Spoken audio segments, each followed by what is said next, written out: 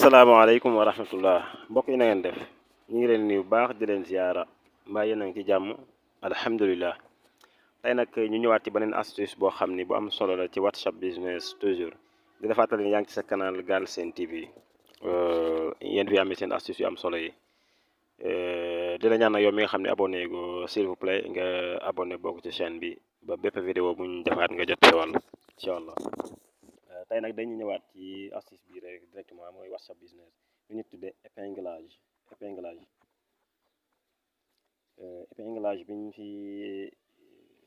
bi ñuy def ci WhatsApp business bi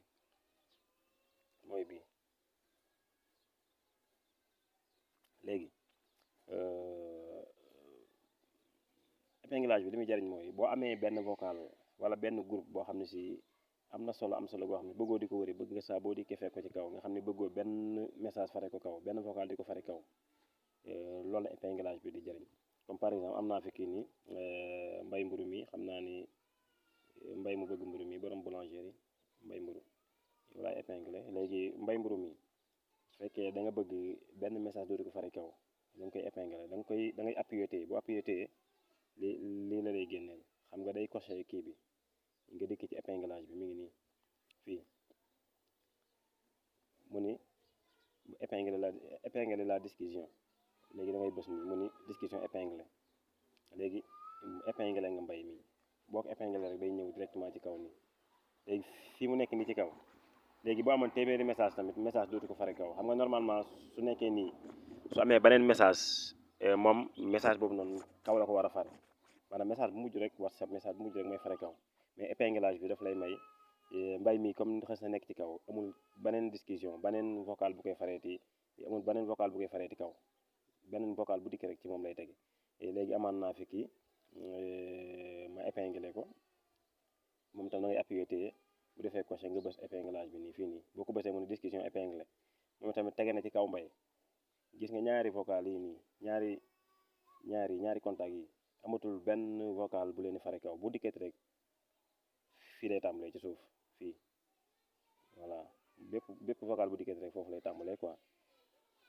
même groupe bu la neexee nga def ko groupe yi gis nga daaray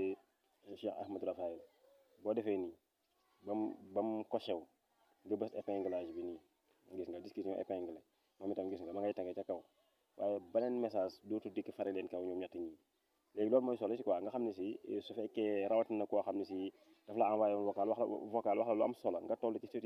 situation yoo xam ne si mënoo enregistré numéro am mënoo boole numéro am ci say contact da nga koy épinglé léegi boo ko xasee épinglé rek saa boo dikkatee ci kaw nga koy fekk fii nga koy fekk fii nii saa boo dikkatee rek da nga koy fekk ci kaw quoi xaaral ma wëri benn numéro koo xam ne si enregistré wu na ko quoi exemple voilà maanaam kii nii envoyé na ma vocal bu am solo envoyé na ma vocal bu am solo mais malheureusement enregistré wu ma day ñëw mais malheureusement 3 discussions rek nga mën a épinglé quoi 3 discussions rek moom nga mën a épinglé kon damay désépinglé kii moom laay désépinglé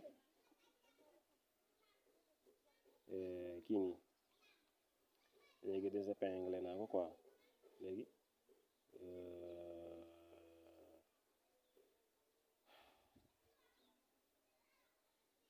kii